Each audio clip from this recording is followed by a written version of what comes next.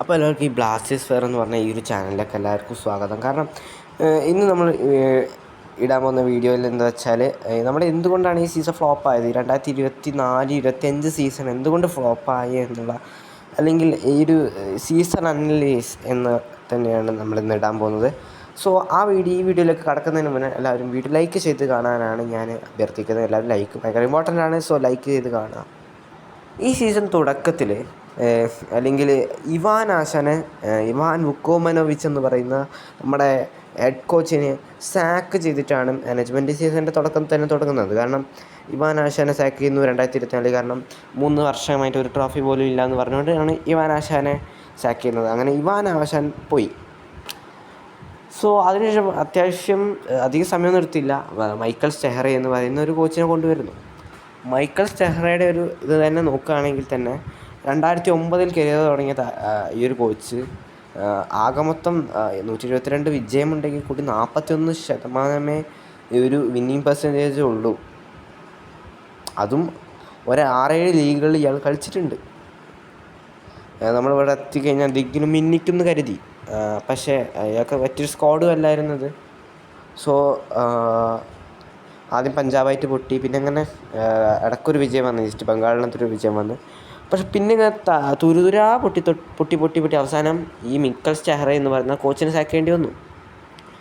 ഞാൻ പറഞ്ഞല്ലോ, നമ്മൾ മൈക്കൽ സ്റ്റെഹ്റേനാണ് ഒരു എക്സ് എന്ന് പറയുന്ന ഇൻസ്റ്റാഗ്രാം ഹാൻഡിലിൽ ഞാനത് ചോദിച്ച സമയത്ത് അവിടുത്തെ എർത്ത് കോയിക്ക് ഫാൻസിനോടൊക്കെ ചോദിച്ച സമയത്ത് എർത്ത് കോയിക്ക് ഫാൻസ് പറയുന്നത് എന്താ വെച്ചാൽ മോശം കോച്ചാണ് ഈ പറയുന്ന മൈക്കൽ സ്റ്റെഹ്റ എന്ന് പറയുന്ന ഈ ഒരു കോച്ച്. കാരണം അവിടെ നോക്കുകയാണെങ്കിൽ എനിക്ക് ഒരുപാട് വീഡിയോ അയച്ചു തന്നെ. എന്താ വെച്ചാൽ ഈ മൈക്കൽ സ്റ്റെഹ്റ സാക്ക് ചെയ്ത് കളഞ്ഞ പുറത്താക്കി കളഞ്ഞ സമയത്ത് എർത്ത് കോയിക്ക് FC സാക്ക് ചെയ്ത സമയത്ത് എന്താ പറയുക, പടക്കം പൊട്ടിച്ച് വരെ ആഘോഷിക്കുന്ന വീഡിയോസൊക്കെ ആയിരുന്നു. സോ ഒരു കോച്ചിനെ പുറത്താക്കിക്കൊണ്ട് ഇത്രത്തോളം ആഘോഷിക്കണമെന്നുണ്ടെങ്കിൽ ആ കോച്ചിൻ്റെ ആ ഒരു ഡാർക്ക് ടൈം തന്നെ ആയിരിക്കും എന്ന് തന്നെ പറയേണ്ടിയിരിക്കുന്നു. കാരണം അങ്ങനെ ഒരു കോച്ചിനെയാണോ നമ്മുടെ ഇവാൻ വുക്കോമനോവിച്ച് എന്ന് പറഞ്ഞാൽ നമ്മുടെ 3 സീസണുകളും അടുപ്പിച്ച് പ്ലേ ഓഫിലെത്തിച്ച കോച്ചിന് പകരം കൊണ്ടുവരേണ്ട. അവസാനം ഈ പറയുന്ന മൈക്കൽ സ്റ്റെഹ്റയെ സാക്ക് ചെയ്ത് നമ്മുടെ ടീം ഒരു കഷ്ടത്തിൽ നിൽക്കുമ്പം കഴിഞ്ഞ ദിവസം ST പറയുകയുണ്ടായി, ഇവാനെ സാക്ക് ചെയ്തൊരു വളരെ മോശം തീരുമാനം തന്നെയായിരുന്നു, അത് ഞാൻ ചെയ്തത് തെറ്റ് തന്നെയായിരുന്നു എന്ന് ആ സ്പോർട്ടിംഗ് ഡയറക്ടർ സമ്മതിച്ചിട്ടുണ്ടായിരുന്നു. മൈക്കൽ സ്റ്റെഹ്റയെ എടുത്തതൊരു മണ്ടൻ തീരുമാനമായി എന്ന് അയാൾക്ക് മനസ്സിലായി. ഇനിയെങ്കിലും ഇവാനാശാനെ തിരിച്ചു കൊണ്ടുവരാൻ ഇവന്മാർക്ക് ബുദ്ധി കൊടുത്താൽ മതിയായിരുന്നു. സോ നമ്മുടെ തോൽവികൾക്ക് കാരണം മൈക്കൽ സ്റ്റെഹ്റയാണെന്ന് പൂർണ്ണമായി പറയുകയില്ല, കാരണം മിസ്റ്റേക്കുകൾ വരുത്തിയിട്ടുണ്ട് സച്ചിൻ സുരേഷൊക്കെ. പക്ഷേ നമ്മളിവിടെ എർത്ത് കോയിക്ക് FCയിലും ഈ സെയിം മിസ്റ്റേക്സ് കാണുന്നുണ്ട് എന്നുള്ളതാണ്. സോ സെയിം മിസ്റ്റേക്കാണ് നമ്മുടെ ഏറെക്കുറെ, പ്രത്യേകിച്ച് സബ്സ്റ്റിറ്റ്യൂഷണൽ എറേഴ്സ്. സോ അത് നമ്മുടെ ഇവിടെ അധികം കണ്ടിട്ടില്ല. പക്ഷേ സബ്സ്റ്റിറ്റ്യൂഷണൽ എറേഴ്സ് നമ്മൾ മോഹൻ ബഗാനൊക്കെ മത്സരത്തിലൊക്കെ കണ്ടിരുന്നിട്ടുണ്ട്. പക്ഷേ അത് മാത്രമല്ല അദ്ദേഹത്തിൻ്റെ പ്രശ്നം എന്ന് വെച്ചാൽ അദ്ദേഹം എന്താ പറയുക, മിസ്റ്റേക്കുകൾ വരുത്താൻ, അതായത് താരങ്ങൾ ഈ സെയിം, അതായത് അദ്ദേഹത്തിൻ്റെ ഒരു കളി രീതി എന്ന് പറഞ്ഞാൽ വെർട്ടിക്കൽ അറ്റാക്കാണ്. അതായത് വെർട്ടിക്കൽ അറ്റാക്ക് എന്ന് പറഞ്ഞാൽ ഓൾ ഔട്ട് അറ്റാക്കാണ്. അതായത് എല്ലാ പ്ലേയേഴ്സും കയറി ചെന്ന് അറ്റാക്ക് ചെയ്യുക എന്ന് പറയുന്നത് ഭയങ്കര വലിയ റിസ്ക്കാണ്. ആ ഒരു ടാക്ടിക്സ് ഭയങ്കര ഫെയിലിയർ ടാക്ടിക്സ് തന്നെയാണ്. കാരണം അത് നമുക്ക് മനസ്സിലാകും. കാരണം അത് സക്സസ് ആക്കാൻ അദ്ദേഹത്തിന് പറ്റിയ പ്ലേയേഴ്സ് വേണമെന്നൊക്കെ ചിലർ പറയുന്നുണ്ട്. സോ അതെത്ര പ്ലേയേഴ്സാണെങ്കിൽ അത് ഇമ്പോസിബിളാണ്. കാരണം അവിടെ ഓട്ടോമാറ്റിക്കായിട്ട് അവിടെ സ്പേസ് തുറക്കും. പക്ഷേ ഇവാൻ ആശാൻ്റെ ഒരു പ്രത്യേകത എന്താ വെച്ചാൽ, ഇവാൻ ആശാൻ കുറച്ച് ഡിഫെൻസീവാണ്. കാരണം അയാൾക്കറിയാം, നമ്മുടെ മൈക്കൽ സ്റ്റെഹ്റയുടെ കാര്യത്തിലൊക്കെ നോക്കുക നിങ്ങൾ, മോഹൻ ബഗാൻ ആദ്യം ഗോൾ അടിച്ച് നമ്മൾ 2 ഗോൾ മടക്കി അടിച്ചതിന് ശേഷമാണ് പിന്നെ നമുക്ക് 2 ഗോൾ തിരിച്ച് വാങ്ങി 3-2 തോൽക്കേണ്ടി വന്നത്. അതും കൂടി നിങ്ങൾ ഓർക്കുക. പക്ഷേ ഇവാൻ ആശാൻ്റെ കീഴിൽ നമ്മൾ നിൽക്കുകയാണെങ്കിൽ ഒരു ലീഡ് കിട്ടിക്കഴിഞ്ഞാൽ അതെങ്ങനെ നമുക്ക് നിലനിർത്തണം എന്ന് നന്നായി നമുക്കറിയാമായിരുന്നു.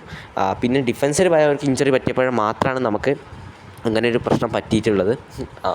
അത് പ്രത്യേകിച്ച് നമ്മൾ ആ ഒരു ഇതിൽ കണ്ടതാണ്. നമ്മുടെ കേരള ബ്ലാസ്റ്റേഴ്സ് ജാംഷഡ്പൂർ 2021-22 സീസണിലെ സെമി ഫൈനലിൽ നമ്മൾ കണ്ടതാണ് എങ്ങനെയാണ് ഒരു ലീഡിനെ പിടിച്ച് നിർത്തുക എന്നുള്ളത്, അല്ലെങ്കിൽ ലീഡ് കിട്ടിക്കഴിഞ്ഞാൽ അതിനെങ്ങനെ സംരക്ഷിക്കണമെന്ന് നമ്മുടെ കോച്ച് നന്നായിട്ട് അറിയാമായിരുന്നു. പക്ഷേ ഇവൻകാൽ സ്റ്റെഹ്റയ്ക്ക് അത് അറിയില്ല എന്ന്. കാരണം വെർട്ടിക്കൽ ഫുട്ബോൾ കളിക്കുന്ന ടീമിൽ സ്ട്രോങ് ഗോൾ കീപ്പർ തന്നെ ആയിരിക്കണം. അത് ഭയങ്കര ഇമ്പോസിബിളാണ്. കാരണം ഇപ്പോൾ എമിലിയാനോ മാർട്ടിനസിനെ കൊണ്ടുവന്നാൽ കൂടി ആ ഒരു പ്രശ്നം എത്രത്തോളം നമുക്ക് വെച്ചാൽ എത്ര പന്തുകളായിരിക്കും എതിരാളികൾക്ക് അപ്പോൾ എളുപ്പമാണ്, കാരണം കൗണ്ടറാണ്. മാത്രമല്ല മൈക്കൽ സ്റ്റെഹ്റ വിങ് ബേസ് ചെയ്തുകൊണ്ട് നോഹ സദൂയിനെ മാത്രം ബേസ് ചെയ്തുകൊണ്ട് ആണ് കളി മെനയുന്നതായിട്ടാണ് എനിക്ക് തോന്നിയിട്ടുള്ളത്. ഇവാൻ വുക്കോമനോവിച്ച് ചിലർ പറയും ലൂണയൊക്കെ എന്താ പറയുക എന്തോ ഡിപ്പെൻഡ് ചെയ്തുകൊണ്ട് കളി മാനേജ് എന്തൊക്കെ പറഞ്ഞാലും അവിടെ ലൂഡോക്ക് അവിടെ ഫ്രീ റോളാണ് കൊടുത്തത്. എന്നിട്ട് റിസൾട്ട് ഉണ്ടായിരുന്നു ഇവാൻ വുക്കോമനോവിച്ചിന്. മൈക്കൽ സ്റ്റാറയുടെ റിസൾട്ടും കാണുന്നില്ല.